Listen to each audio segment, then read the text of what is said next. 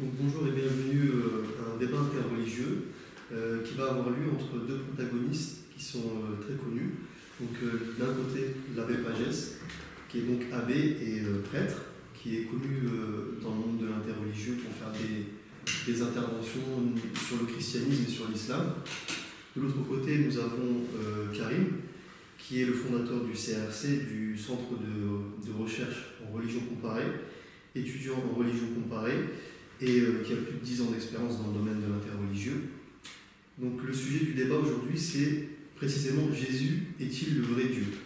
Donc nous allons avoir une intervention de 15 minutes d'un des deux protagonistes, puis ensuite 15 minutes de l'autre protagoniste, ensuite 30 minutes d'échange avec 5 minutes chacun, et ensuite une conclusion de 2 minutes pour chacun des deux protagonistes. Donc je laisse la parole à vous. Alors, effectivement, c'est le christianisme qui a annoncé cette nouvelle incroyable que Jésus était Dieu. Et c'est la raison pour laquelle les chrétiens se sont mis à sa suite, parce que personne d'autre que Dieu ne peut susciter un attachement et le don total de sa vie. Jésus demande effectivement à ce qu'on sacrifie tout, si nécessaire, pour être son disciple. Par exemple, Louis XIV, 26, et lorsqu'il dit nul s'il ne renonce à son père, à sa mère, à sa femme, à ses enfants, et même à sa propre vie, ne peut être mon disciple. Personne, s'il ne renonce pas à tous ses biens, ne peut être mon disciple. Une telle exigence implique que Jésus avait conscience d'être Dieu. Ou bien il était fou.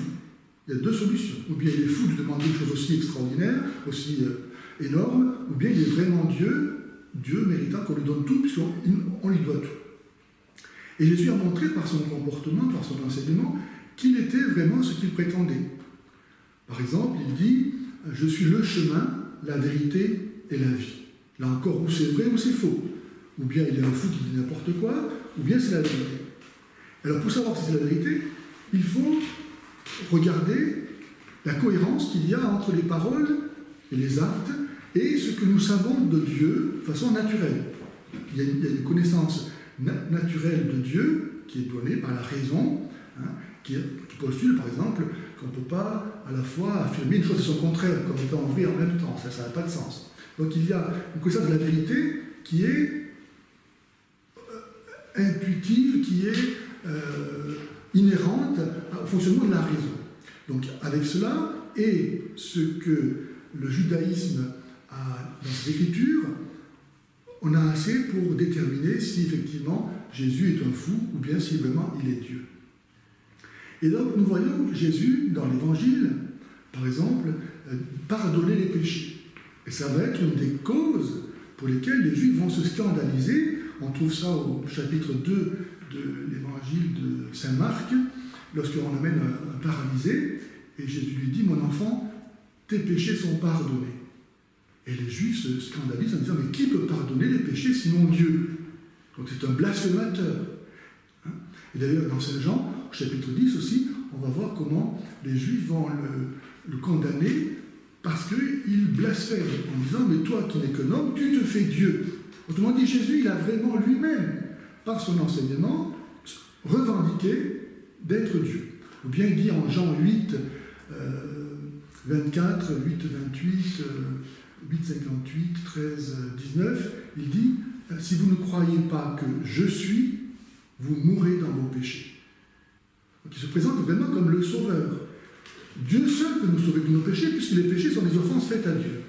Or Jésus dit que si on ne croit pas qu'il est, et ce mot « je suis », c'est précisément le vocable sous lequel Dieu s'est révélé à Moïse. Lorsque Moïse lui a demandé son nom, quand je vais chercher voir les fils des Hébreux, ils vont me dire « Mais qui t'envoie? Quel est ce Dieu ?» Il leur dira « Je suis ».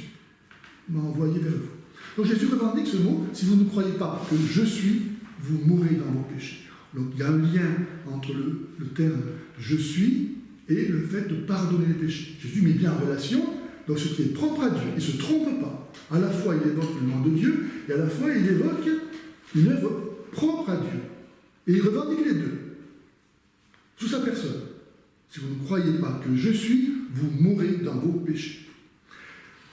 Ensuite, Jésus a manifesté sa divinité par des miracles. Les miracles sont des œuvres que seul Dieu peut faire. Or Jésus, et le Coran lui-même en garde le témoignage, s'est distingué comme personne d'autre par des miracles. Et surtout, il va se distinguer par sa résurrection. Car ça, personne ne peut sortir d'entre les morts. Quand on est mort, on est mort. Il n'y a que Dieu qui peut faire revivre les morts. Or Jésus a librement offert sa vie.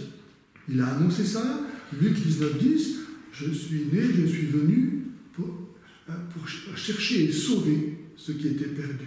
Ou bien il dit au moment où il va donner sa vie, le jeudi saint, lorsqu'il prend du pain, et il dit prenez et mangez, ceci est mon corps, et puis un peu après, à la fin du repas, il prend du vin, il dit prenez et buvez, ceci est mon sang. Si on sépare le corps et le sang, on ne peut pas vivre. Donc Jésus montre bien déjà dans ce rite de l'Eucharistie que ce qui va arriver le lendemain, sa mort sur la croix, n'arrive pas par hasard. Il l'a anticipé, il l'a voulu, il l'a intégré dans son œuvre. L'agneau qu'on offre dans les rites sacrificiels, que les musulmans continuent à offrir, annoncer ce sacrifice de celui qui est sans péché, qui est vraiment un agneau. Et Saint Jean-Baptiste va le désigner comme étant l'agneau de Dieu, qui enlève les péchés du monde. Donc Jésus, le jeudi saint, il offre sa vie en sacrifice, librement, il dit « Ma vie, nul ne la prend, c'est moi qui la donne. » Voilà pourquoi le Père m'aime, parce que je donne ma vie et pour la reprendre. Pas pour mourir, c'est pas quelqu'un qui est sadomasochiste, qui aime la mort. C'est quelqu'un qui veut simplement nous arracher nous-mêmes à la mort en descendant au royaume des morts pour en faire sortir les morts. Hein? Donc la résurrection, ce n'est pas quelque chose qui arrive, que les chrétiens ont pu inventer. Elle a été annoncée dans l'Écriture sainte, même si elle est moins présente que l'annonce du sacrifice du Messie, qu'on trouve notamment dans le livre d'Isaïe, au chapitre 52 et 53. On comprend très bien que croire à la résurrection, c'est quelque chose de tellement extraordinaire que encore croire que quelqu'un, tous les prophètes ont été persécutés, mis à mort, donc annoncer la mort du Messie quelque part, bon, ça peut plus facilement se faire. Mais annoncer sa résurrection, ça c'est quelque chose que les écrivains sacrés qui étaient des hommes, pour écrire une chose pareille, ils réfléchissent à deux fois. Quoi. Donc le Seigneur, dans l'Écriture sainte, il va annoncer ça, mais certainement de façon moins évidente que la Passion. Toujours est-il que le Christ est ressuscité, c'est ce qui a fondé l'Église, qu'il est apparu aux apôtres, et les apôtres ont annoncé cette bonne nouvelle aussitôt après avoir reçu l'Esprit Saint à la Pentecôte, c'est-à-dire la force de Dieu, l'Esprit de Dieu, qui a fait d'eux d'autres Christ pour continuer l'œuvre du Christ, en devenant participant du Christ, lui-même en donnant son corps et son sang en nourriture, il s'est, on peut dire, pulvérisé dans l'histoire, dans le monde, pour que tous ceux qui aiment le Christ puissent s'unir à son corps, ne faire plus qu'un avec lui dans la puissance de la résurrection, et devenir eux-mêmes pour le monde d'autres Christ, ce qu'on appelle les chrétiens, qui sont oints comme le Christ, pour être des sauveurs. Donc les apôtres, après la résurrection et la Pentecôte, vont annoncer cette bonne nouvelle, Christ est mort et ressuscité. Le kérigme, le résumé de toute la foi chrétienne, elle tient dans cette annonce. Christ est mort et ressuscité. Et ce n'est pas simplement un événement qui s'est passé il y a 2000 ans. C'est quelque chose qui continue aujourd'hui. Moi, comme tant d'autres, Dieu merci, je suis témoin que le Christ est vivant. Je l'ai rencontré, je suis prêt à donner ma vie pour certifier ce témoignage. Christ est vraiment la vérité. Tout ce qu'il a dit, je vois chaque jour un peu plus que ce qu'il a dit, c'est vrai. Et sa résurrection est la confirmation par Dieu que l'enseignement du Christ, que la bonne nouvelle qu'il est venu annoncer, c'est-à-dire qu'il est venu, lui, nous sauver en acceptant de mourir pour nous alors qu'il était innocent, et ainsi, il a mis dans la balance de la justice de Dieu, en face des péchés des hommes, un contrepoids qui est capable de faire relever la balance, si nombreux soient nos péchés, si graves qu'ils soient, du moment que c'est Dieu le Fils, un avec le Père, qui offre le sacrifice, cet acte-là a une valeur qui est infiniment supérieure à celle de tous nos péchés. C'est pour ça que Dieu nous a sauvés par son récit. Mais donc aujourd'hui encore, il y a des miracles. Aujourd'hui, nous fêtons Notre-Dame de Lourdes. À Lourdes, il y a des miracles. Par exemple, il y a un miracle extraordinaire que j'aime beaucoup, qui s'appelle celui de l'Anciano en Italie. au 8e siècle, il y a un prêtre qui célèbre la messe, et puis à un moment donné, il a un doute. Et il se demande vraiment s'il a ce qui ressemble à du pain dans sa patène, si c'est vraiment le corps du Christ, et si le vin qui est dans son calice, enfin du moins ce qui y ressemble, c'est vraiment le sang du Christ.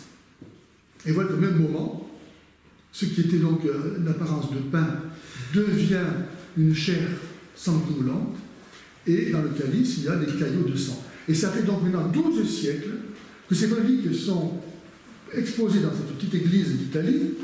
En 1977, l'évêque du lieu a fait faire des analyses par des scientifiques qui ont donné comme résultat que ces espèces-là, depuis 12 siècles, non seulement ne sont pas décomposées, ce qui dans les conditions de conservation est tout à fait incompréhensible, parce qu'elles doivent tomber en poussière, soit plus volatilisées, je ne sais pas quoi, donc c'est conservé. Mais en plus, ces espèces-là, elles ont les mêmes propriétés que du sang humain frais vivant. Un miracle! Dire, comment est-ce qu'on peut ne pas croire à la présence réelle du Christ? La science elle-même montre que ça a les mêmes propriétés que du sang humain frais vivant. Ça, c'est un miracle. Un miracle, par définition, c'est quelque chose qui est naturellement impossible et qui suppose un acte de Dieu. Seul Dieu est capable de faire en sorte que ceux qui semblent morts soient vivants. Donc ça, ce sont quelques éléments qui permettent de croire que le Christ est ressuscité, parce qu'il a témoigné non seulement lui-même de cela, personne ne pouvait penser, en voyant un homme qu'il était vu, si lui-même n'avait pas revendiqué. Sa sagesse montre que vraiment, quand il parle, il a la connaissance de la vérité, qu'il sait trouver vraiment la réponse. Quand on lit l'Évangile, c'est frappant de voir comment Jésus, il donne toujours la réponse qui est hors de toute contestation possible. Il cloue le bec à tous ses contradicteurs. Par exemple, que ce soit sur l'histoire de la femme adultère qu'on lui a mis, eh bien, à travers cette question, est-ce que Moïse a dit qu'il fallait lapider les femmes adultères? Cette femme a été prise en flagrant d'adultère. Toi, qu'est-ce que tu dis? Autrement, il y a un gros piège. Parce que si Jésus dit qu'il faut la lapider, il renonce à son enseignement de miséricorde. Et s'il dit qu'il ne faut pas la lapider, on va l'accuser de trahir l'enseignement de Moïse. Eh bien, Jésus trouve le moyen de passer entre les fourches collines. Il va dire que celui qui est sans péché jette la première pierre. Il ne dit pas qu'il ne faut pas la lapider. Autrement dit, qu'on n'a pas la loi de Moïse. Et en même temps, il montre comment cette loi elle est insuffisante. Parce que nous sommes tous pécheurs. Et que si nous voulons mériter la miséricorde de Dieu, il faut être capable nous-mêmes de faire la miséricorde de Dieu. N'est-ce pas? Et justement, dans l'Église, aujourd'hui, cette année, nous célébrons l'année de la miséricorde. Mais avant qu'on connaisse la miséricorde, il fallait annoncer la justice. L'Ancien Testament, la loi de Moïse, était nécessaire pour donner la conscience à l'humanité de ce qu'est le péché, de sa gravité et de la justice de Dieu. Mais ça ne suffit pas. Dieu n'est pas que justice, sinon il n'aurait rien fait du tout. On est tous pécheurs, et normalement, on ne doit pas être en vie. Si on est en vivant en ce moment, c'est que Dieu nous supporte. Dieu est miséricorde. Donc, après, la miséricorde n'aurait pas de sens s'il n'y avait pas des péchés, s'il n'y avait pas une justice. Car la miséricorde, elle va au-delà de la justice. Elle n'est pas injuste, elle ne va pas contre la justice, mais elle va au-delà. Donc, pour qu'il y ait une miséricorde, il faut d'abord qu'il y ait la justice. Et Dieu s'est révélé juste. Bref, tout ça pour dire que le Christ vient accomplir, par sa sagesse, l'enseignement et l'alliance qui avait été annoncée à Moïse et ensuite renouvelée, approfondie, affinée par les prophètes. Par sa sagesse, par son enseignement, le Christ, donc, et son Esprit Saint, surtout aujourd'hui, qui témoigne que Jésus est Dieu. On ne peut pas croire que Jésus est Dieu si l'Esprit Saint ne nous fait pas comprendre. Croire que Jésus est Dieu, ce n'est pas à mesure humaine. Personne, dit saint Paul, ne peut dire Jésus est Seigneur si ce n'est par l'Esprit Saint. Car si Jésus est Dieu, pour connaître Dieu, il faut être Dieu. Il faut avoir l'Esprit de Dieu. Dieu seul connaît Dieu. Et donc, pour connaître que Jésus est Dieu, il faut avoir en nous quelque chose qui vienne de Dieu et qui est son Esprit, qui nous permet de reconnaître en Jésus Dieu. Donc, aujourd'hui, nous avons l'Esprit Saint qui nous permet de reconnaître que Jésus c'est Dieu. Maintenant, avant de terminer, je voudrais aussi faire remarquer comment dans le Coran, Jésus est Dieu. Une minute. Par exemple, dans le Coran, il est dit que Jésus est la parole de Dieu. Ensuite, on dit que tout a été fait par la parole de Dieu. Mais si tout a été fait par la parole de Dieu et que Jésus est Dieu, c'est que lui-même n'a été fait par personne. Ou qu'il s'est fait tout seul. Il n'y a que Dieu qui dépend que de lui pour exister. Donc, le Coran lui-même, malgré lui, dit que Jésus est Dieu, en disant qu'il est la parole de Dieu et que tout a été fait par la parole de Dieu.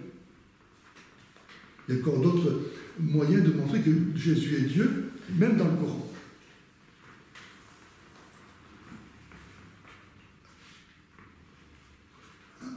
Je continue. Par exemple, quand le Coran dit que Jésus est la parole de Dieu, est-ce que la parole de Dieu est créée ou incréée?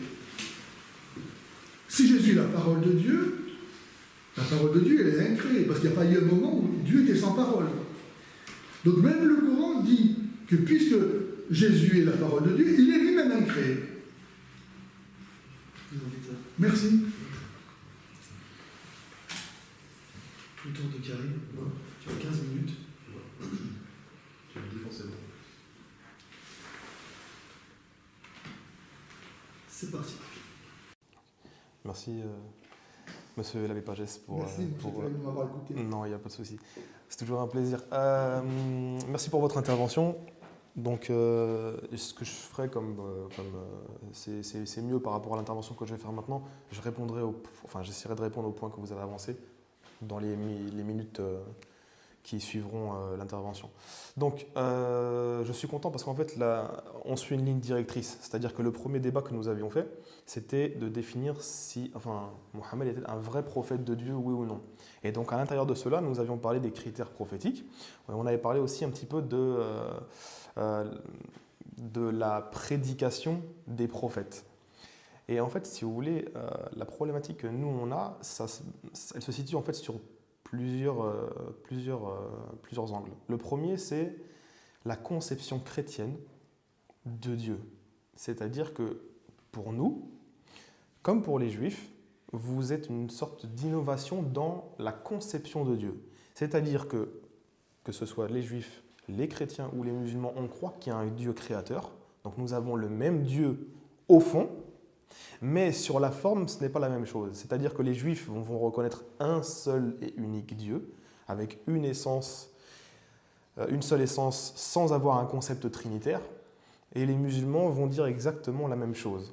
Mais entre les deux, on a en fait, si vous voulez, le christianisme qui vient s'insérer entre les deux avec une sorte d'innovation dans la compréhension divine. Et c'est sur ça vraiment qu'on a un souci.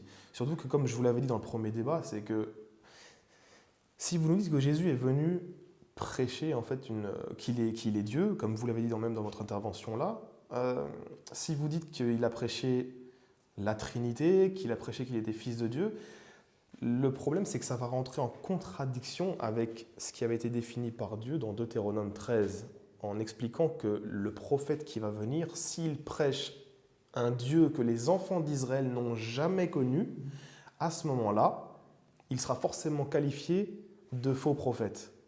Et donc, il ne sera pas reçu. Le problème, c'est que ce n'est pas, en fait, le problème ne vient pas sur les paroles de Jésus.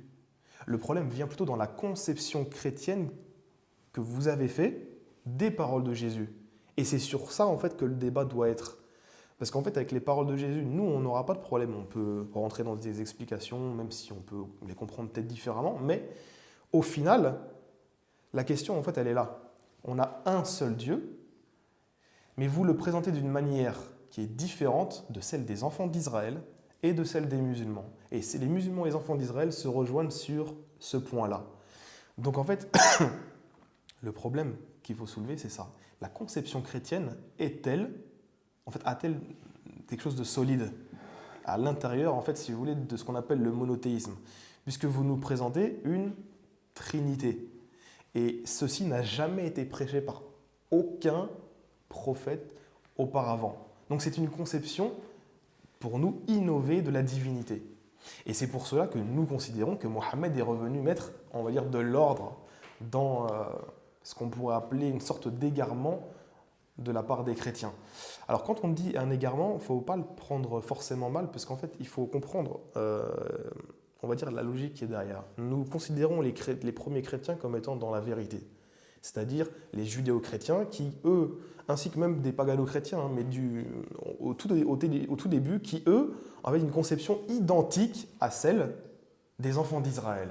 C'est-à-dire qu'il n'y a qu'un seul Dieu, il n'y a pas un concept trinitaire qui vient s'insérer. Et c'est par après qu'on voit une sorte d'évolution dans la pensée vis-à-vis de Dieu.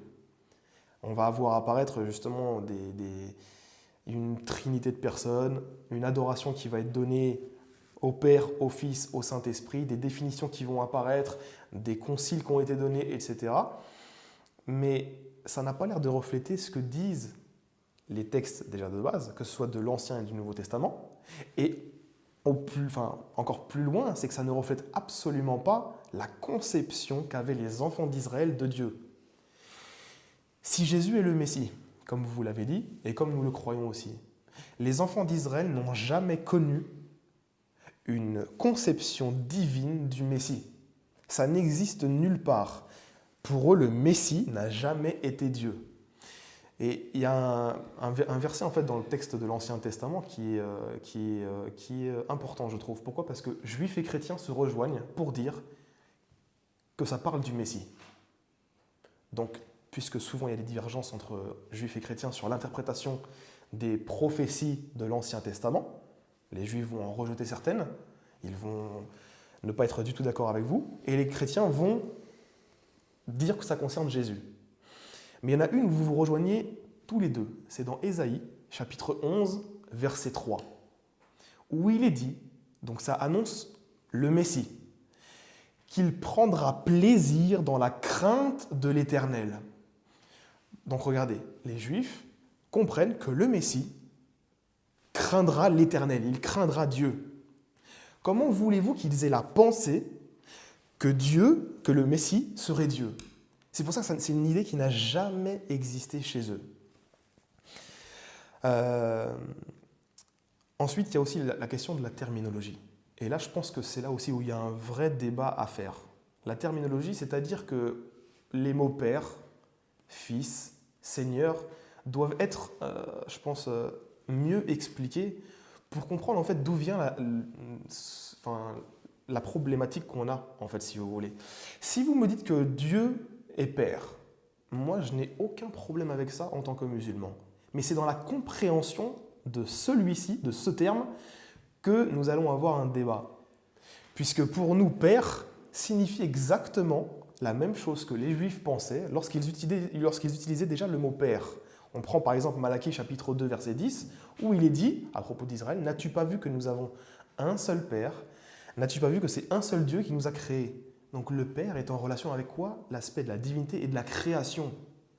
C'est-à-dire que oui, il est Père dans un sens figuré, dans le sens que c'est le créateur de toutes choses. Et les Juifs ont toujours compris cela de cette façon. Par exemple, on voit dans Jean chapitre 6, verset 27, où Jésus dit que Dieu, c'est le Père, et que c'est lui qui l'a marqué de son sceau. Et on voit bien que le Père, c'est Dieu. Donc c'est-à-dire que si vous mettez en relation la parole de Jésus ainsi que Malachie, on voit que ce sont les mêmes termes qui sont utilisés. Et en fait, il faut le comprendre.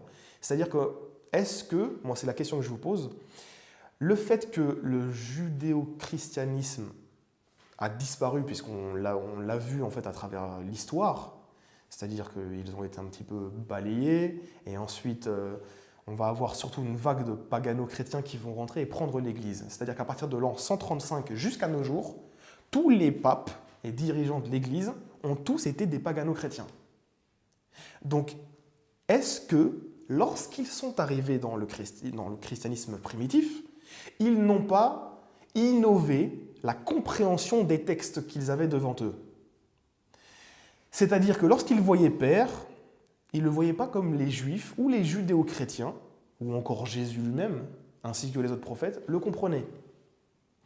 Lorsqu'ils voyaient le terme « fils », est-ce qu'ils le comprenaient comme les enfants d'Israël le comprenaient, c'est-à-dire comme étant l'élu de Dieu, comme étant choisi, comme étant préféré, etc. Ou est-ce que ça va être une compréhension comme vous l'avez donnée?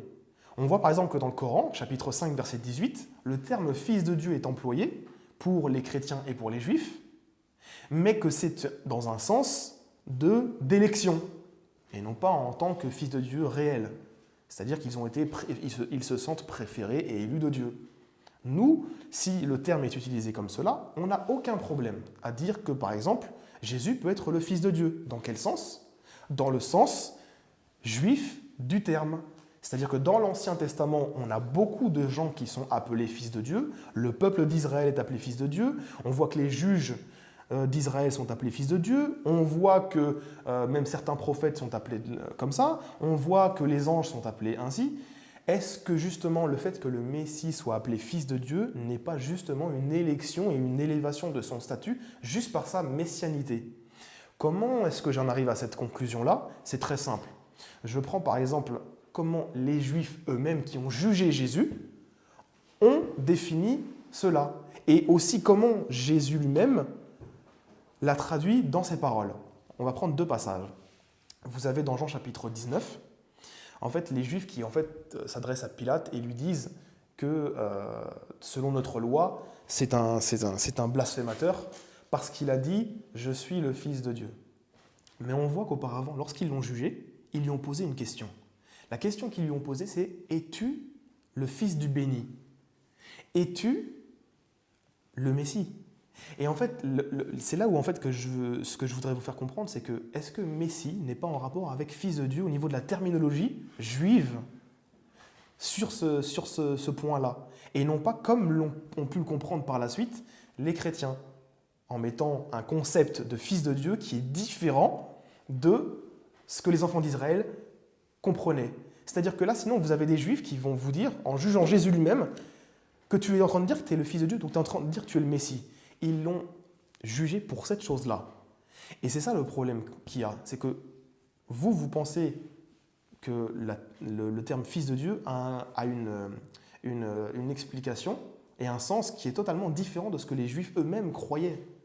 Regardez Jésus, par exemple, dans Jean chapitre 10, versets 35 à 36.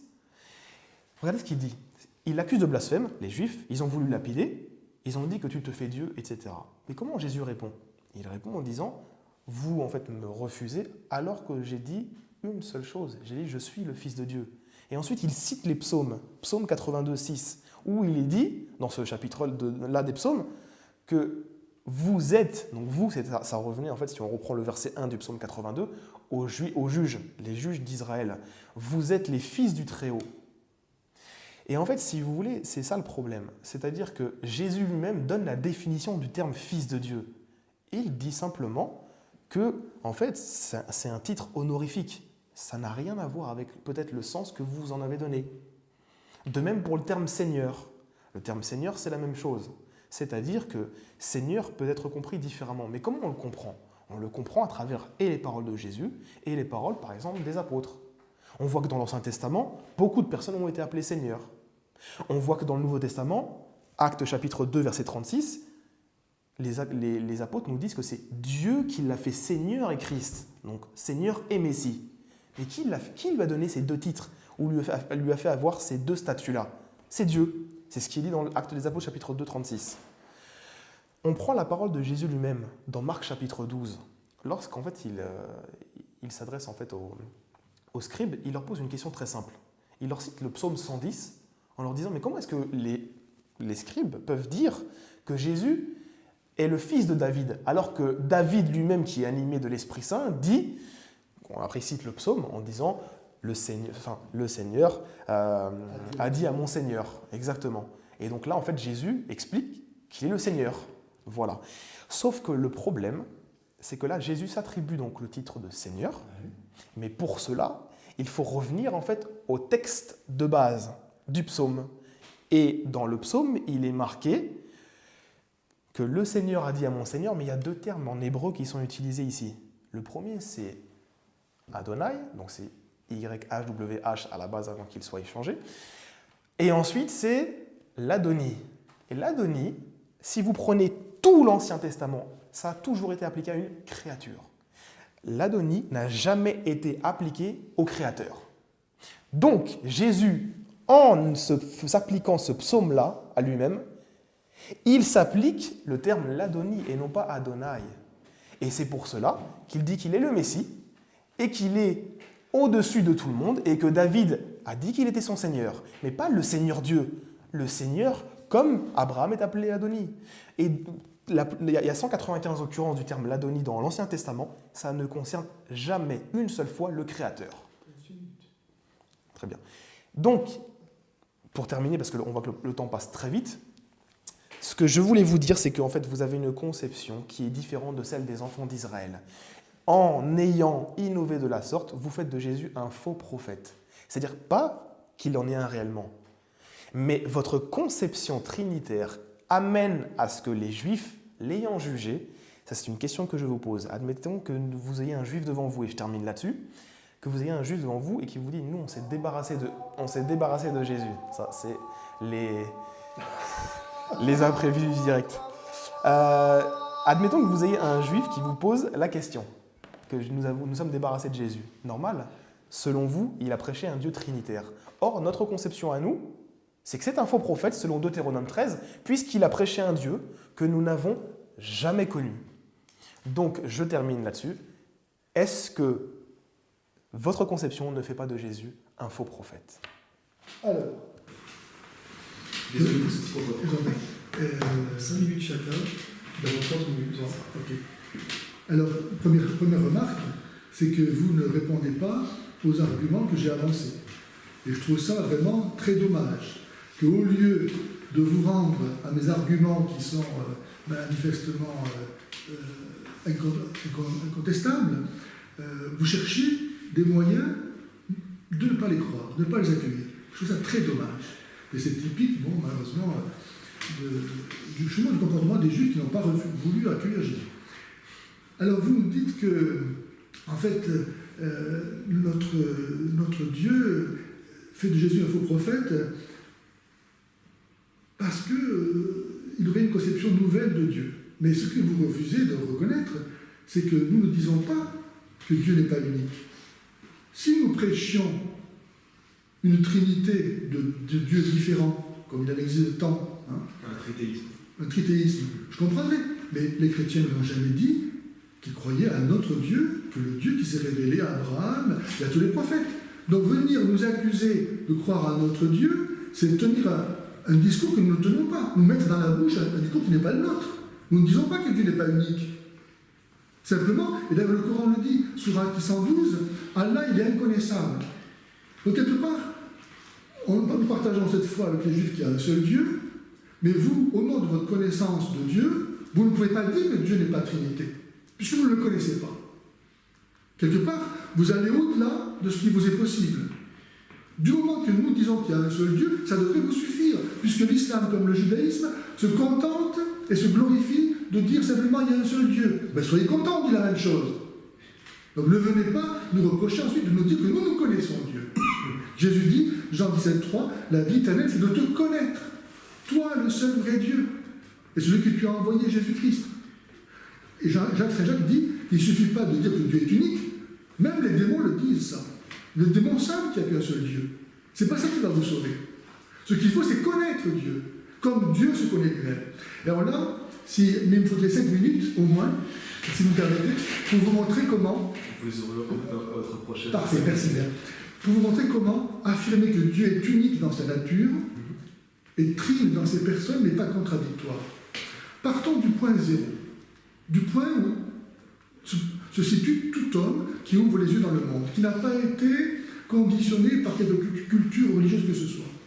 Mettons-nous à la place d'Aristote, ce philosophe qui a vécu plusieurs siècles avant Jésus-Christ et qui a prouvé par la raison que Dieu existe. Comment est-ce qu'il fait?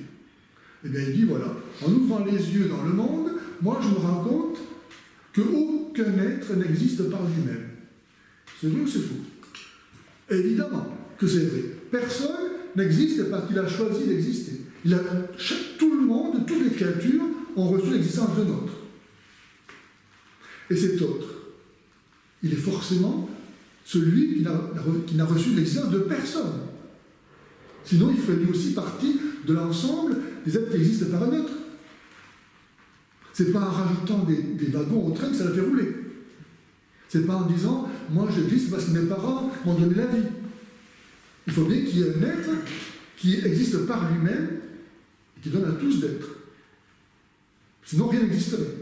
Nous avons tous reçu l'existence. Aujourd'hui, avec la théorie de l'évolution, on peut monter comme ça dans le temps et arriver au moment où l'univers a commencé. Bon, donc si on peut dire, de façon raisonnable, que puisque rien n'existe par lui-même, donc tout existe par un autre, cet autre, il existe par lui-même, on l'appelle Dieu.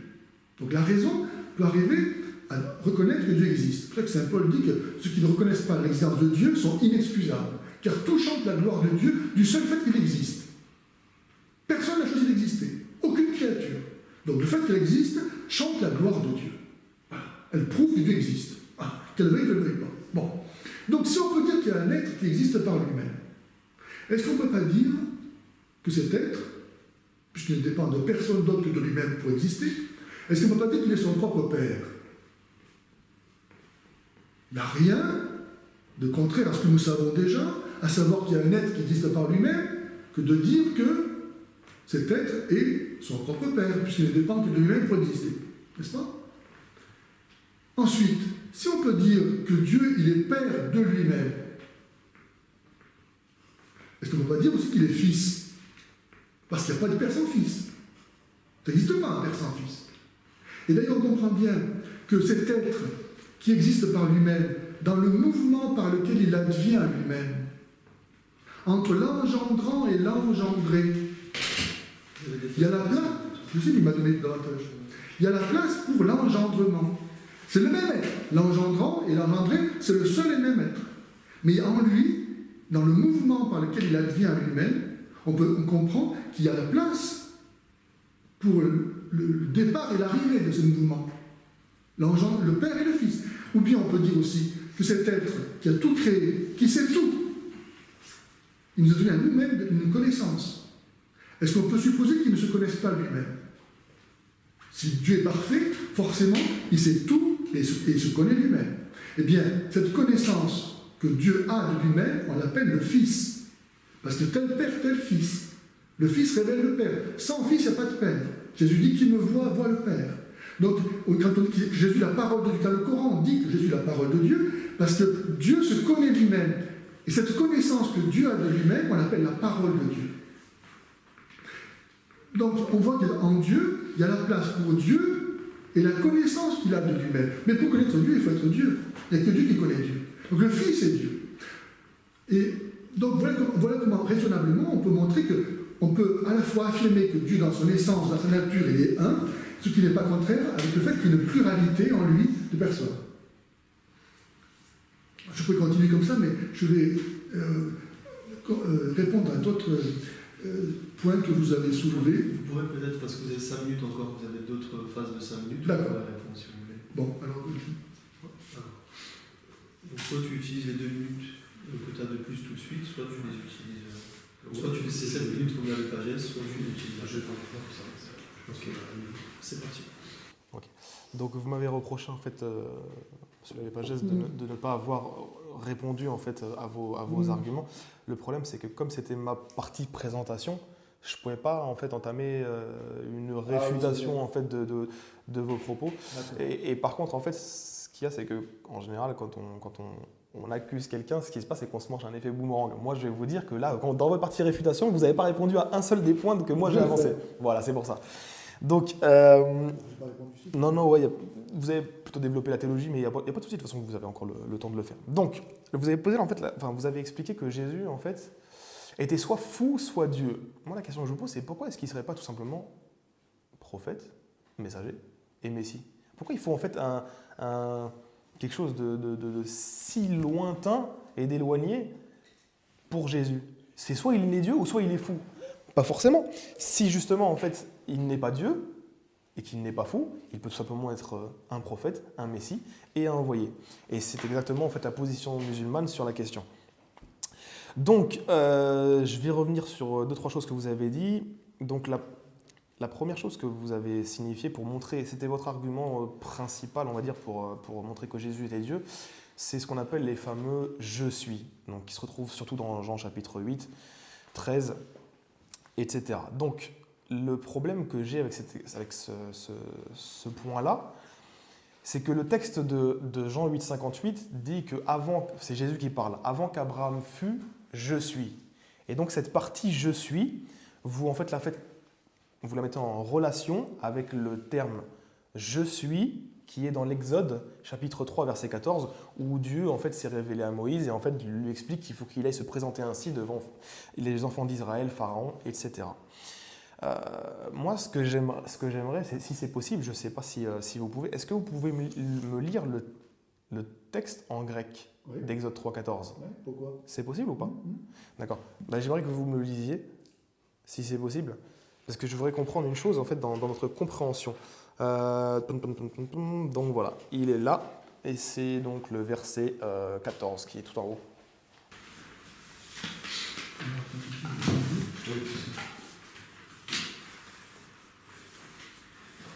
Alors, ça commence là. Bon. Kai penotheos pros morusen, legon ego eimi, o on, kai pen, utos ereistos fios Israël, o on, apostolike me prosumas. Je suis l'étang, je suis l'être. Donc, ok, très bien. Donc moi, la question que je vais vous poser, en fait, si vous voulez, c'est que dans ce Exode 3.14, il est bien dit « ego eimi ». On est d'accord. Mais le problème, c'est qu'il y a une suite. En grec, on dit « ego eimi ho on ». D'accord ? Et si on regarde bien le verset qui suit, c'est « tu iras vers les enfants d'Israël, tu leur diras que ho on t'a envoyé » et non pas « ego eimi ». Parce que « ego eimi », ce n'est absolument pas le nom de Dieu. C'est pour ça que je vous dis qu'il faut faire très attention. Le je suis, c'est ho-on. Et donc Jésus, quand il dit ça, pourquoi il dit ça ? Justement, c'est ça la problématique que vous avez. C'est comme vous avez vu ego eimi dans Jean 8, 58 ou dans les autres passages comme Jean 8, 24 et Jean 8, 28, etc. Vous faites un rapprochement terminologique avec Exode 3, 14. Mais Exode 3, 14 vous dit que c'est ho-on qui a envoyé. Donc le nom de Dieu, c'est ho-on, c'est pas ego eimi. Ho-on, ça veut dire quoi ? Ho-on, ça veut dire celui qui est, en fait. Ah, ben voilà. Voilà, mais ce n'est pas ego eimi. C'est quoi ego eimi ? Ça veut dire quoi ? Ego eimi, ça veut dire c'est être je suis. Eh bien, entre... Oui, mais ce que je veux vous expliquer, c'est pas ça. C'est que le ego ego eimi de Jean 8, 58, ouais. on voit donc ce n'est pas le nom divin. Donc vous ne pouvez pas utiliser en disant que ego eimi est le nom divin, alors que le vrai nom divin en grec, c'est ho-on. C'est ça le problème que je vous explique. D'ailleurs, je vais vous donner un autre passage qui est très intéressant. Vous prenez par exemple 2 Samuel, chapitre 2, verset 20. Vous avez un homme qui s'appelle Asaël, d'accord ? Cette personne-là, elle dit texto kai eipen ego eimi. Donc on lui a posé une question et il a répondu ego eimi. Est-ce que Asaël est Dieu ? Si vous considérez que Jésus est Dieu parce qu'il a dit ego eimi, alors à ce moment-là, Asaël dit la même chose en répondant, et d'ailleurs, il n'y a pas de réponse, c'est-à-dire que sa réponse à lui, c'est ego eimi, puisque le texte dit bien kai eipen, mais ça veut dire il lui répondit. Ce que je veux vous expliquer, en fait, c'est que il n'a pas déclaré sa divinité par ce mot-là, puisque le terme grec n'a absolument rien à voir avec le nom de Dieu. C'est ça que je voulais vous expliquer. On va ensuite continuer. Vous avez parlé à propos aussi du Coran, le fait que Jésus c'est la parole de Dieu, donc forcément c'est Dieu. En fait, c'est toujours pareil, il faut prendre le Coran dans son entièreté. Pourquoi vous ne prenez pas les passages du Coran qui disent que ceux, parmi les chrétiens, qui disent que Jésus est Dieu, ce sont des mécréants ? Donc ça veut dire qu'il y aurait une contradiction. Bien sûr. Peut-être que non, la contradiction vient du fait de votre compréhension. Parce que le terme en arabe pour Jésus, c'est « kalimatullah », c'est-à-dire une parole. Tandis que la parole de Dieu en arabe se dit « kalamullah ». Et là, ça n'a absolument rien à voir. C'est-à-dire que Jésus est ce qu'on appelle l'accomplissement de la volonté de Dieu qui s'est traduit par ce qu'on appelle en arabe le kun fayakun. Et Jésus est apparu. C'est-à-dire que Dieu veut une chose, elle est. Point. Et donc le fait que Jésus soit une parole de Dieu n'a rien à voir avec le fait d'être la parole de Dieu. Ce sont deux choses totalement différentes dans le Coran. Et donc c'est pour ça qu'il faut faire très attention, et surtout dans la terminologie. Je vais vous donner un autre exemple pour terminer là-dessus. Regardez la conception de ce qu'on appelle les païens et la conception juive des termes. Vous prenez par exemple, lorsque Paul et Barnabé ont été à Iconium, ils ont, en fait, si vous voulez, tu me dis s'il faut arrêter, je continue. Ça va pas, j'arrête là et je dirai ça à la prochaine pour être... Je note ce qui est numéro 60. Merci. Alors, vous employez le mot Messie, mais en fait, vous ne définissez pas ce que c'est que le Messie. Le Messie, c'est un mot, et ce n'est qu'un mot. Pour les Juifs, c'est le Sauveur. Et Dieu seul sauve.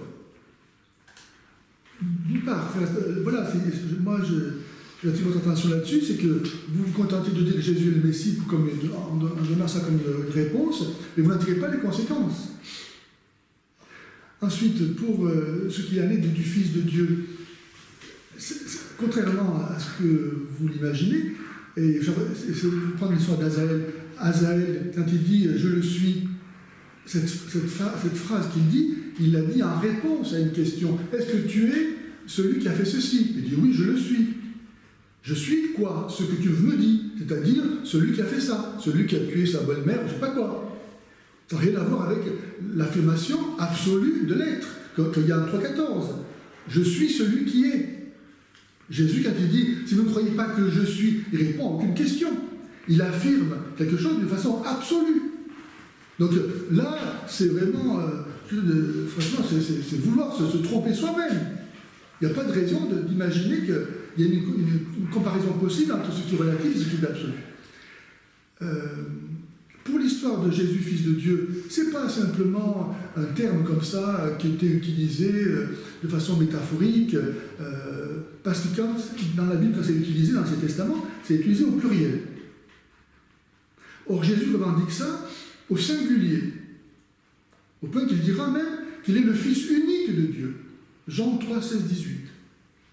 Et que les Juifs, quand ils vont, par exemple, au cours du procès, ils vont lui demander dis-nous au nom du béni, es-tu le Fils de Dieu? Le Fils de Dieu, au singulier.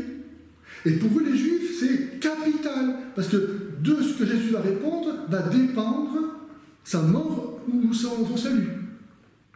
Pour les Juifs, ils savent très bien que se revendiquer Fils de Dieu, c'est être blasphémateur. Donc ils demandent à Jésus de vraiment confirmer cette affirmation ou pas. Donc c'est pas simplement quelque chose qui était courant de dire voilà, on est tous en Fils de Dieu, etc., comme on peut le dire aujourd'hui. Non, Jésus demande quelque chose d'unique. Par exemple, on retrouve ça encore ailleurs. Il y a plein de potentialités. J'ai des pages où Jésus se présente comme le Fils unique de Dieu. Par exemple, à la résurrection, quand Marie-Madeleine veut le saisir, et Jésus lui dit « Ne me touche pas, car je ne suis pas encore monté vers le Père. Va dire à mes frères que je monte vers votre Père et mon Père, vers votre Dieu et mon Dieu. » Donc Jésus, dans cette parole, il montre bien qu'il a un rapport particulier, différent de celui de tous les autres hommes. Ensuite, quand on dit que Jésus c'est un prophète, et pas plus que notre, qu'il est ni fou, ni Dieu, mais un prophète, mais s'il est qu'un prophète comme les autres, pourquoi il est seul à être le Messie? Pourquoi il est seul à être né d'une vierge? Pourquoi seul il est sans péché? Pourquoi seul il est au ciel aujourd'hui? Pourquoi seul il doit venir pour le jugement? Donc on voit bien qu'il n'est pas un prophète comme les autres. Et quand vous dites qu'il est une parole de Dieu, en fait, pourquoi le Coran parle-t-il de Jésus et de parole de Dieu en mettant ces deux termes en correspondance? Sinon, parce que dans la Bible, dans le Nouveau Testament, Jésus est dit la parole de Dieu de façon absolue. Alors évidemment, on peut trouver le moyen de falsifier les textes et de dire qu'il est une parole de Dieu. C'est de même que dans l'Ancien Testament, si vous prenez évidemment, comme vous l'avez pris avec l'histoire d'Adoni et d'Adonai, en disant dans l'hébreu, il y a deux termes différents, il ne faut quand même pas se tromper du monde, parce que si Jésus, il a simplement dit à ceux qui étaient là que par rapport à David, son fils n'était qu'une créature, on ne voit pas comment ça aurait été pertinent.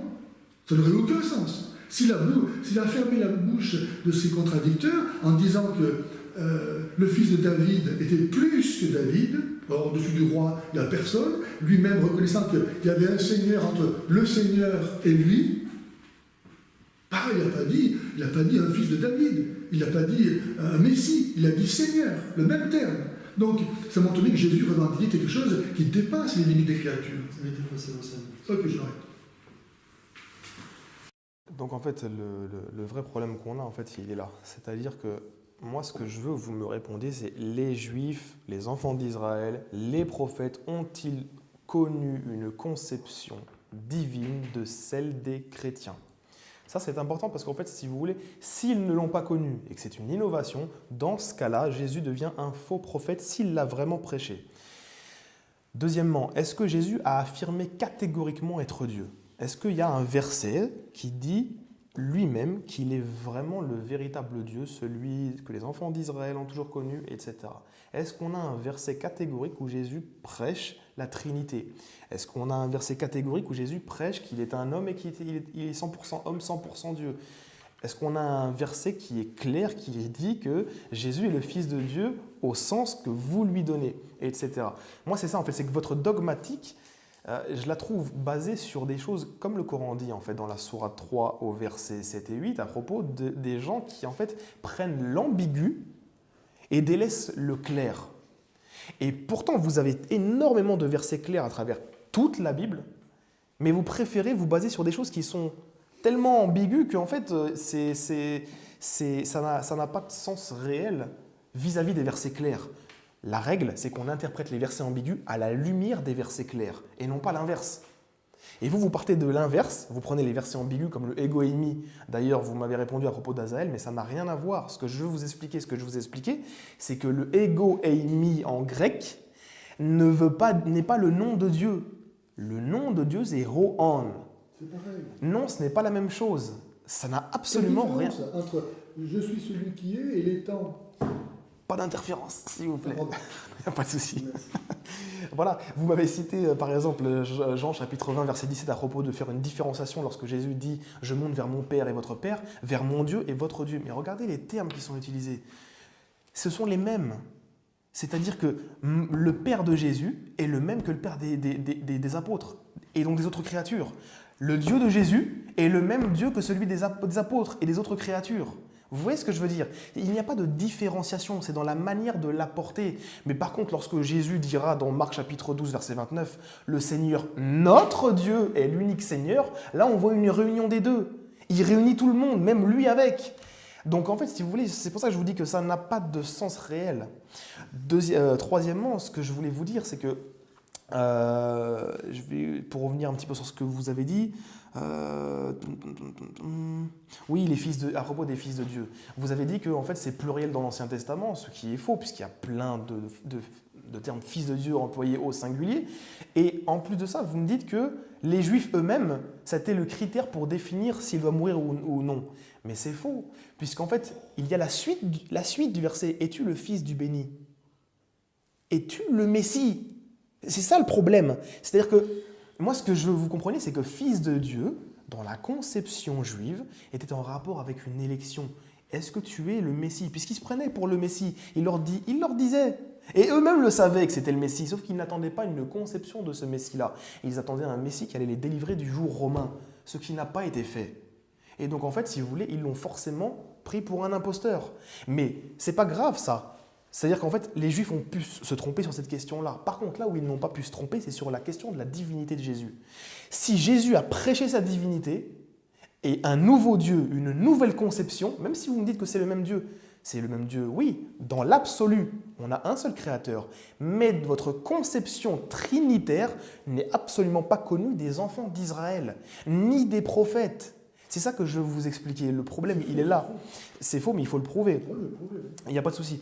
Donc, ouais, d'accord. Donc voilà, donc je vais revenir à mon exemple que je voulais terminer tout à l'heure à propos de la compréhension des textes. Par exemple, lorsqu'on avait Paul et Barnabé qui sont partis à Iconium, on les a pris, donc ils vont chez des païens purs, on les a pris pour Zeus et Hermès, parce qu'ils ont fait un miracle. Ils ont dit quoi? Ils ont cru que les dieux étaient descendus parmi les hommes. Donc on a une conception d'incarnation dans ce texte-là à propos des païens. Ils avaient tort, on n'a pas de souci. D'ailleurs, même Paul, après, il arrache ses vêtements, il dit, mais on est de la même nature que vous. Mais regardez la conception juive de la même chose. On a dans Luc chapitre 7, verset 16, les Juifs qui ont vu les miracles et qui ont dit « Dieu a visité son peuple ». Donc on a la même chose. Les païens disent cela, les Juifs aussi. Comment il a visité son peuple? Est-ce que c'est en forme incarnatrice? Non. Ils disent « en envoyant un grand prophète parmi nous ». Regardez la conception différente. Ma question pour terminer, c'est est-ce que le christianisme n'a pas pris la conception païenne des termes pour les appliquer sur le Nouveau Testament, et non pas la conception juive et judéo-chrétienne qui était de base. Merci, M. Chassé. En fait, le Christ, il est venu pour tous les hommes, et pas seulement pour les Juifs. Il est venu réconcilier les Juifs et les non-Juifs. Et c'est pourquoi tout à l'heure, quand vous avez soupçonné qu'à partir de l'an 130, les papes venant du pagano-christianisme aient pu modifier la doctrine catholique au profit du paganisme, c'était donc ignorer que dans le christianisme, comme le dit saint Paul, il n'y a plus ni juif, ni grec, ni esclave, ni homme libre. On ne fait plus qu'un dans le Christ. Donc ça n'a aucun sens d'imaginer qu'on va tirer d'un côté plutôt que de l'autre. Ensuite, la question que vous m'avez posée à l'instant, c'était... Ah oui, c'est ça. Est-ce que le christianisme n'a pas appris du paganisme? Donc Jésus, il est venu, en fait, pour tous les hommes. Et c'est vrai que dans le paganisme, on trouve des préfigurations, ce qu'on appelle des pierres d'attente du christianisme. Et qu'il y a, par exemple, des trinités, et elles sont trop différentes de la trinité chrétienne. Il y a ce sont des tritéismes, en fait. Donc les païens étaient plutôt polythéistes, parce que pour eux, la divinité était quelque chose de trop divers, miraculeux, ayant tellement de facettes différentes qu'on ne peut pas l'exprimer autrement que par une multitude, une pluralité de divinités. Et les Juifs, eux, au contraire, ont mis l'accent sur l'unité de la nature divine. Le christianisme, quelque part, il réconcilie les deux, dans la mesure où il affirme à la fois l'unicité de la nature divine et une pluralité de personnes divines, qui chacune est le seul vrai Dieu, qu'elles sont toutes ensemble. Donc ce n'est pas contradictoire avec le dogme de l'unicité divine. Donc dire qu'il y aurait là un conflit, il n'y a pas de conflit. Le Christ est venu pour tous les hommes. Maintenant, faire de Jésus quelqu'un qui soit en contradiction avec l'enseignement des prophètes, parce que les Juifs n'auraient pas reconnu en lui le même Dieu que celui qu'il prêchait, c'est oublier que les apôtres étaient juifs, que la Vierge Marie était juive, qu'il y a toujours eu dans le peuple de Dieu des chrétiens d'origine juive. Donc on ne peut pas enfermer, et le peuple juif a montré tout le temps de son histoire qu'il a persécuté les prophètes et les a mis à mort. Donc ce Dieu, il ne suffit pas de dire « nous on croit en Dieu », les prophètes justement ont dit « vous croyez en Dieu, mais en fait vous servez le diable ». Qu'est-ce qu'il y a d'extraordinaire à ce qu'il fait la même chose avec Jésus? Donc il ne suffit pas de dire « ils n'ont pas reconnu le même Dieu ». Et alors ce Dieu-là, comment le connaître? Forcément c'est progressivement. Dieu, ce n'est pas un truc qu'on peut enfermer dans un coffre-fort en disant « ça y est, je le connais ». Dieu se révèle dans le temps. On n'est pas des dieux, nous. On est dans le temps. Donc c'est progressivement qu'on va apprendre à le connaître. Déjà entre nous, on apprend à se connaître progressivement. C'est pas tout de suite qu'on va dire je sais, je le connais. Donc effectivement, Dieu a commencé à se révéler dans son unicité de sa nature, et puis peu à peu, il se révèle de plus en plus. Mais ne pas reconnaître en Jésus ce Dieu unique, alors que lui-même dit qu'il n'y a qu'un seul Dieu, ça n'a rien de contradictoire avec ce qui était dit avant. Je ne sais pas, moi. Il reste du temps, quoi. Encore peu de temps. Mon cher Karim, moi je suis désolé de voir comment, dans l'islam comme ailleurs, en fait, au lieu de se saisir de cette bonne nouvelle du Christ qui vient nous apporter la paix au prochain sacrifice, comment ne pas voir en lui Dieu qui s'est manifesté? Si Dieu, écoutez-moi bien, vous croyez déjà que Dieu nous a parlé par l'humanité des prophètes. Ça, les musulmans comme les juifs croient ça. Que la parole de Dieu nous a été donnée à nous par l'humanité des prophètes. Autrement dit, par un langage humain, par des expressions humaines. Alors qu'il n'y a aucun rapport, a priori, entre le Créateur et la créature. Et cependant, ces mots-là, c'est des mots de Dieu.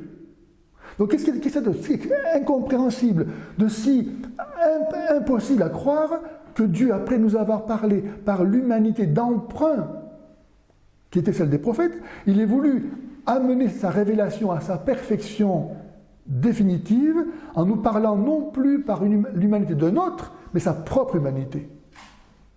Reçu de la Vierge Marie, immaculée, sans péché. Et de fait, quand on voit le Christ, si Dieu nous parle un jour, s'il se manifeste à nous, est-ce qu'on peut imaginer qu'il puisse être plus beau que ça, plus vrai que ça? Qu'est-ce qu'on peut avoir de plus que le Christ? D'ailleurs, les Juifs, depuis 2000 ans, ils n'ont plus de temple, plus de sacerdoce, plus de prophètes. Dieu a terminé, c'est terminé. Il a tout donné en donnant Jésus. Alors, soit vous voulez rester avec les Juifs, continuer à faire circoncire, à ne pas manger de cochon, etc., à croire que Dieu, vous allez plaire à Dieu avec ça, ou bien vous accueillez Jésus qui vous sauve auprès de son sacrifice, vous choisissez. En tout cas, il y a ce verset de Jean 8, 47, hein, qui est de Dieu entend les paroles de Dieu. Si vous n'entendez pas, c'est que vous n'êtes pas de Dieu. Terminé. J'ai 5 minutes carré. C'était pas Jean 8, 48. 47. Ouais. C'est pas ça? Non, mais bon, c'est pas très grave, de toute façon, on s'en fiche. Même si c'est ça, c'est même pas dans le débat, c'est une petite remarque comme ça. Ok. Alors, le problème, c'est que c'est ce que je vous ai dit tout à l'heure.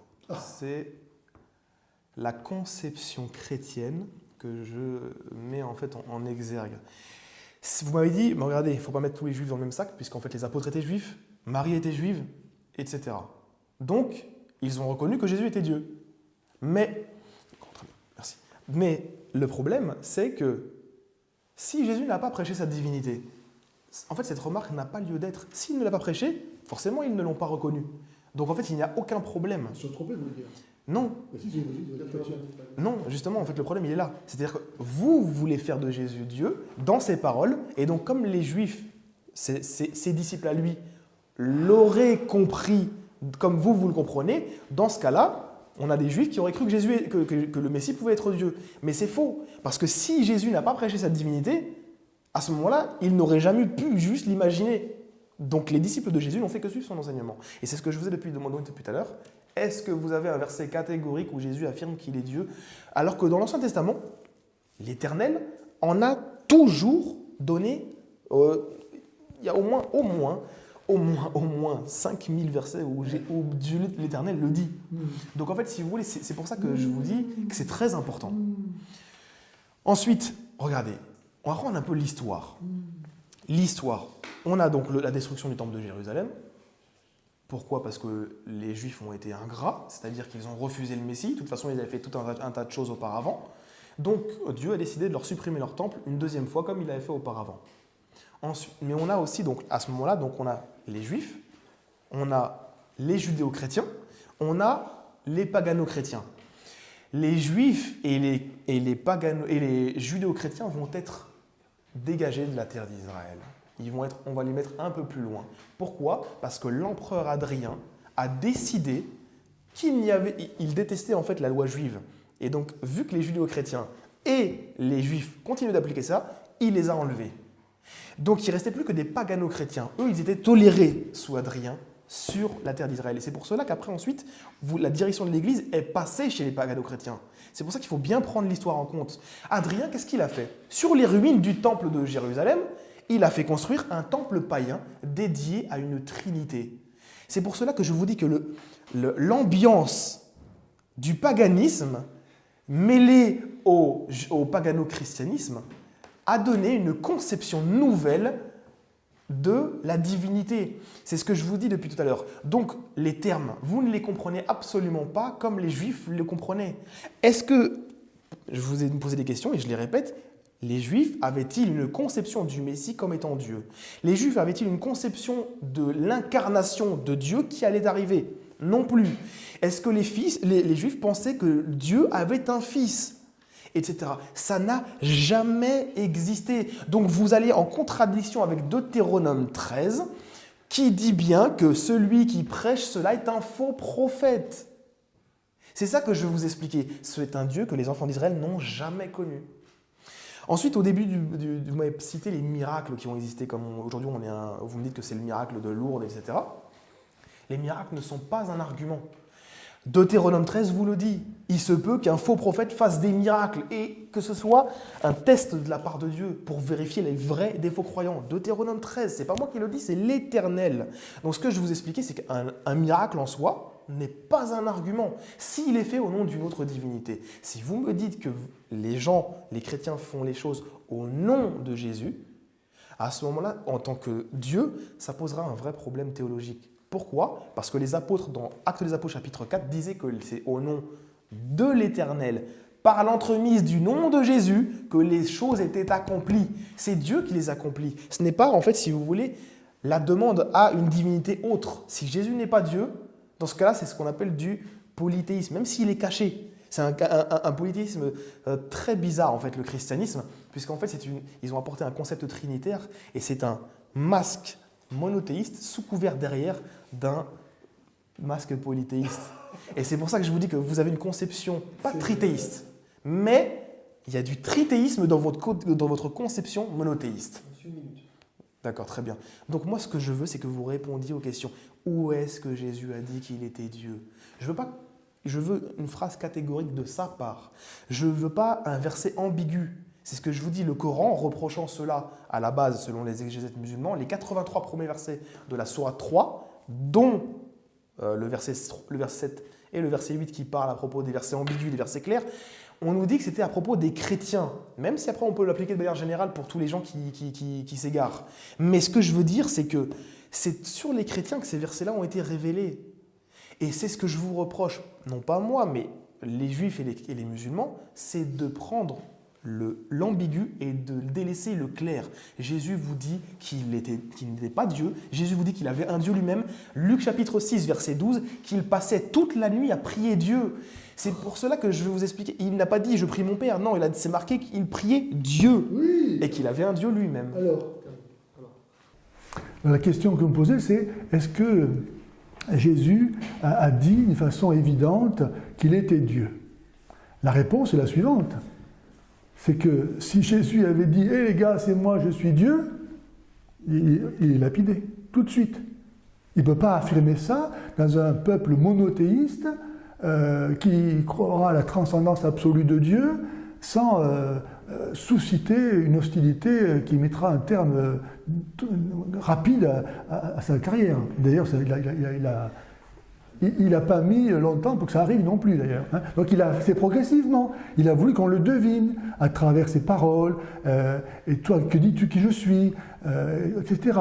Ou bien, par exemple, quand il dit « Le Père et moi, nous sommes un ». Qu'est-ce que ça veut dire « Le Père et moi, nous sommes un » sinon qu'il est Dieu? Est-ce que si Dieu il est un, Jésus qui est un avec le Père, il est forcément Dieu aussi. Il faut quand même ouvrir les... Enfin, bon, quand il dit avant qu'Abraham existât, je suis. Encore le fameux je suis.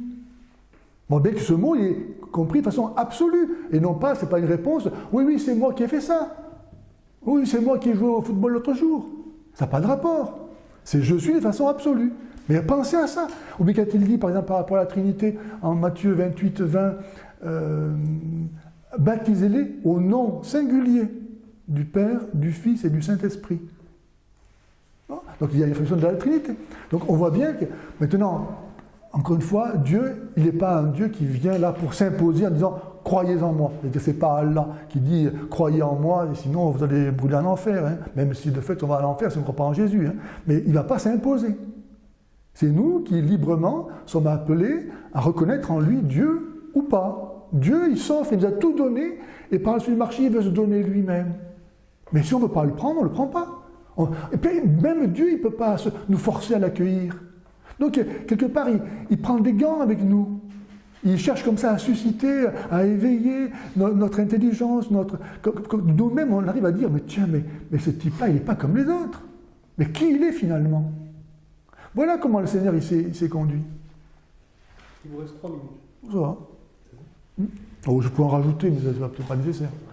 On est déjà en retard. Hein. Ok, on passe à la partie 4. Donc, on passe à la suite? Je vais faire ma conclusion. Ah, d'accord. Donc il y a 3 minutes de parole, plus 2 minutes de conclusion. D'accord. Enfin, c'est comme vous voulez, parce qu'il a parlé 2 minutes 30 pour conclure. Moi, je prends mes 5 minutes. Tu prends tes 5 minutes, ok, c'est parti. Donc, on va terminer là-dessus. Donc, je voulais vous remercier. Donc, alors, comme je vous ai dit, la problématique qu'on a, elle est sur différents angles ou différents axes. Donc, les enfants d'Israël n'ont jamais connu le Dieu que vous avez prêché.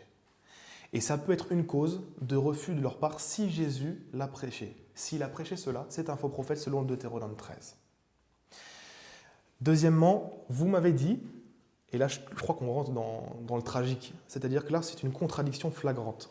Vous m'avez dit, mais Jésus en fait non, il n'a pas prêché qu'il était Dieu. Il ne l'a jamais dit, sinon il aurait été tué.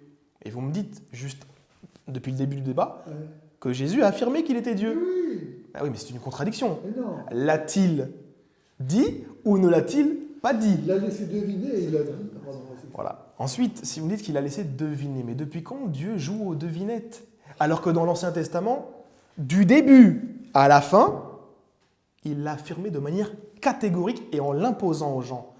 Non pas en l'imposant dans le sens qu'il va les foudroyer sur terre s'ils ne le croient pas, mais c'est dans l'imposition de la croyance. Ceux des croyants qui doivent croire en Dieu, oui, c'est une imposition pour vous de croire que je suis le Dieu unique. Je suis le seul, il n'y en a pas d'autre. Donc cette chose-là, en fait, c'est ce que je vais vous expliquer, c'est que votre conception n'a jamais existé, ni dans l'Ancien Testament, ni dans le Nouveau. Et c'est ça le problème. Le Messie n'a jamais été considéré comme Dieu. Dieu ne s'est jamais incarné comme vous le pensez. Si par contre vous enlevez cette ambiguïté de la divinité de Jésus, vous allez faire de lui un vrai prophète de Dieu et le Messie. Vous m'avez demandé, c'est quoi le rôle du Messie? Le Messie, c'est ce que je vous dis, c'est la fin de l'apostolat, du prophétisme juif. C'est-à-dire que c'est le dernier envoyé. Et c'est pour cela qu'ensuite le temple de Jérusalem a été détruit. Vous voyez ce que je veux dire ou pas? C'est-à-dire que le refus du dernier, c'est le dernier pour les enfants d'Israël. C'est ma conclusion. Moi, j'aurais préféré qu'on fasse un débat de 2, 3, 4 heures sur la question. On aurait pu continuer. Bref, vous m'avez cité Matthieu chapitre 28, verset 19, en me disant que c'est le verset 20. Bon, vous êtes trompé, ça arrive, c'est comme moi, ça m'arrive des fois. Il n'y a pas de verset 20 en fait dans Matthieu. Ouais, de mémoire, il n'y a pas de verset 20. Mais bon, après, s'il y en a un, dans tous les cas, c'est le verset 19 dont il concerne. C'est pas grave, ça arrive à tout le monde de se tromper, justement, c'est pour ça qu'on est des êtres humains. Donc, ce que je voulais vous dire. Voilà, exactement. C'est pas grave, ça fait 1 heure chacun, comme ça on est quitte. Ce que je voulais vous dire, c'est que les paroles de Jésus, voilà, elles sont ambiguës. Vous m'avez recité dans votre conclusion une parole qui semble être trinitaire dans votre conception, c'est-à-dire que Jésus envoie ses disciples prêcher au nom du Père, du Fils et du Saint-Esprit. Donc pour vous, voilà, Jésus a prêché qu'il était Dieu, selon ce verset-là.